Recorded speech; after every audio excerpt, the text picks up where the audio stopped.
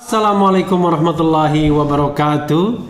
Sobat RH sekalian, jumpa lagi kita di channel yang keren ini, keren cadas ya. Ini ada berita yang ngeri-ngeri sedap ya, berita yang lagi viral. Saya tadi mau membahasnya, tapi kita tahu bahwa ini berita yang lagi sensitif. Sensitifnya adalah cara menyikapi kita yang barangkali sedikit bermasalah dari sudut pandang tata negara dan demokrasi ya. Ini kan soal perbedaan pendapat sesungguhnya. Nah, hanya memang perbedaan pendapat disikapi dengan pengaduan ke penegak hukum. Padahal harusnya kan pendapat tidak boleh dikriminalisasi. Walaupun pendapat itu kita anggap salah, namanya pendapat. Karena kebenaran tersebut kan tidak ada jurinya. Hanya masalahnya memang Dr. Lois ya, L-O-I-S ya, Dr.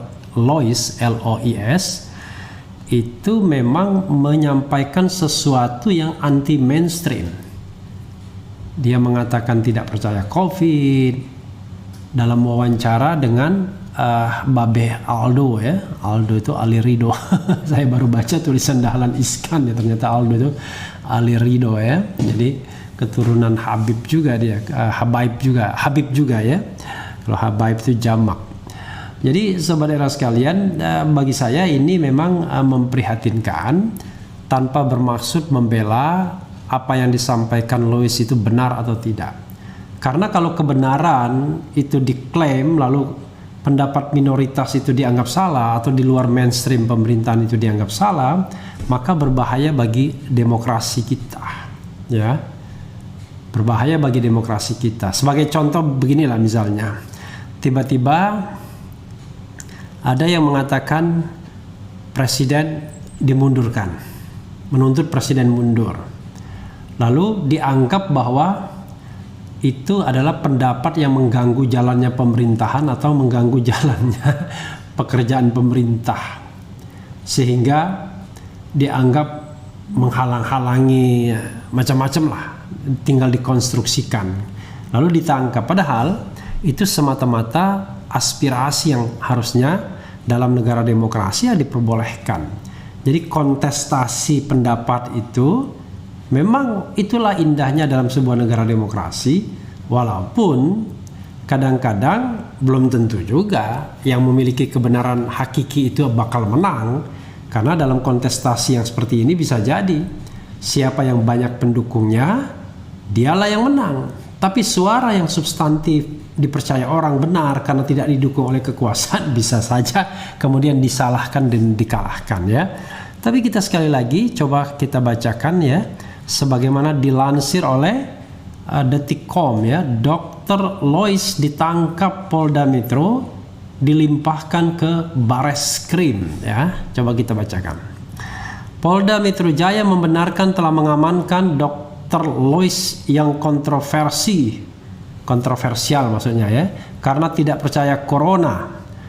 Dr. Lois saat ini dilimpahkan ke Mabes Polri. Jangan salah, yang tidak percaya corona juga bukan hanya Dr. Lois saja, tapi juga banyak ya, ada orang-orang atau tokoh-tokoh tertentu.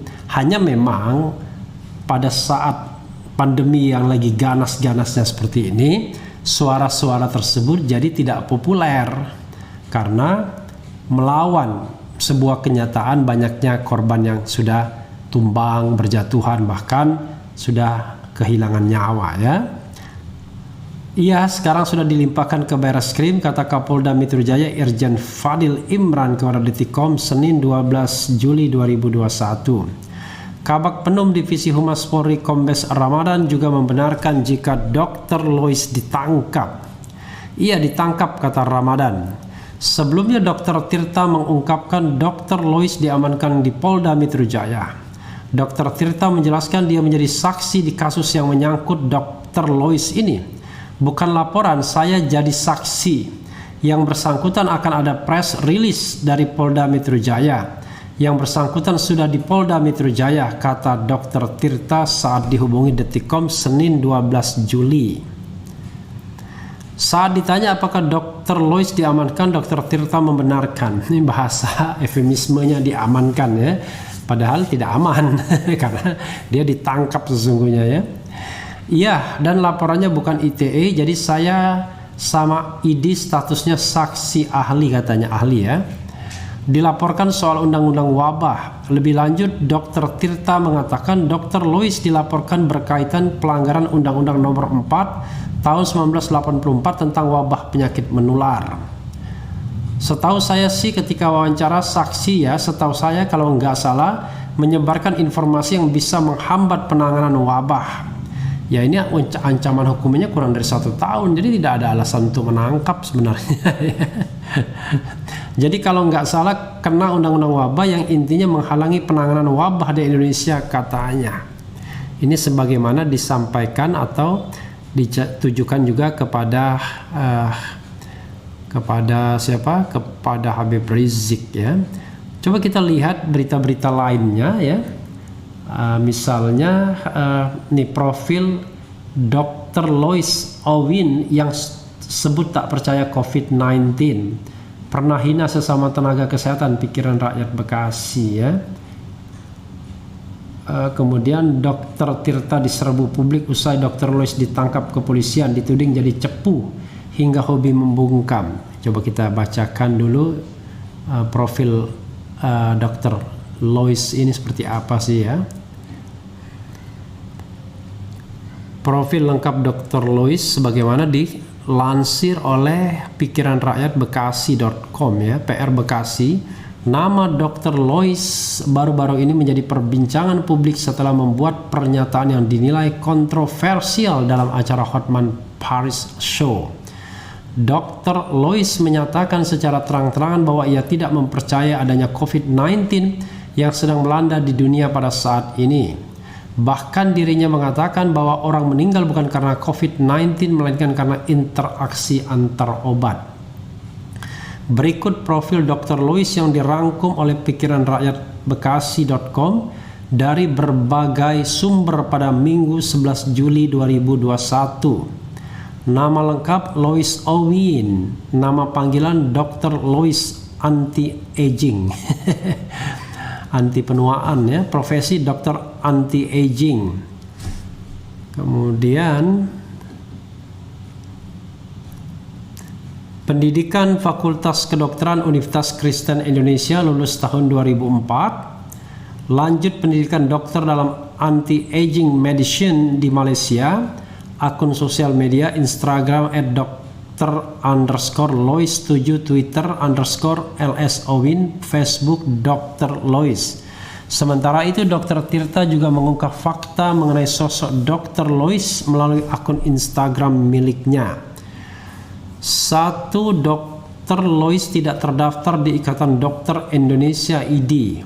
Melalui video yang berdurasikan kurang dari 8 menit di akun Instagram milik Dr. Tirta, dirinya mengatakan bahwa Dr. Lois tidak terdaftar di ID. Dr. Lois memang pernah menghubungi Dr. Tirta dan menyebarkan info-info yang menurut Dr. Tirta itu tidak masuk akal.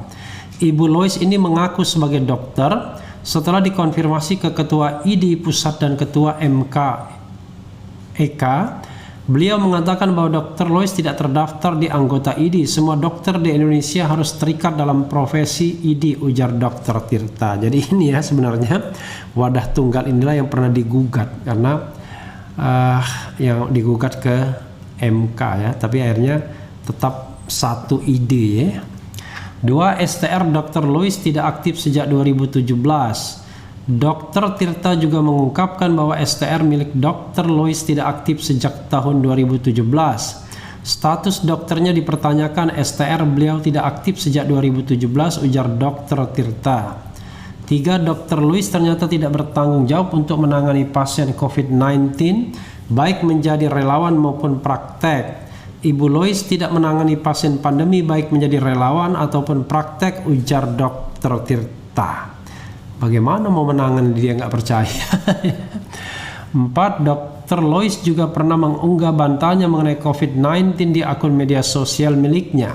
Bantahan mengenai COVID-19 Dr. Lois pernah mengunggahnya di akun media sosial miliknya. Salah satunya di akun Twitter miliknya, namun sudah dihapus oleh Dr. Lois. Dirinya secara terang-terangan menghina tenaga kesehatan yang terpapar COVID-19 dan menyebut mereka titik-titik, ya. Nggak jelas menyebut mereka apa. Menyebut mereka. Bahkan Dr. Tirta juga mengungkapkan hal itu melalui video di akun Instagramnya. Ibu Lois sudah mendapatkan dokumentasi di berbagai laman media sosial sebelumnya dihapus kedapatan menghina dan memaki menggunakan kata kotor dan kasar kepada beberapa dokter, ujar Tirta.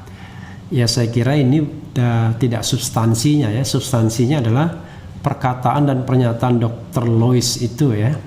Sekarang Dr. Lois diminta untuk klarifikasi mengenai hal tersebut. Bahkan Majelis Kehormatan Etik Kedokteran Ikatan Dokter Indonesia MKEK-ID sudah memanggil Dr. Lois untuk menjelaskan hal tersebut. Coba kita bacakan yang Dr. Tirta itu diserang, ya. Saya Dr. Tirta ini berkali-kali di interview, ya. Saya sendiri tidak terlalu mengikuti siapa dia. Dr. Tirta Mandira Hudi saat ini tengah menjadi sorotan usai menguliti sosok Dr. Lois Owin yang menyebut dirinya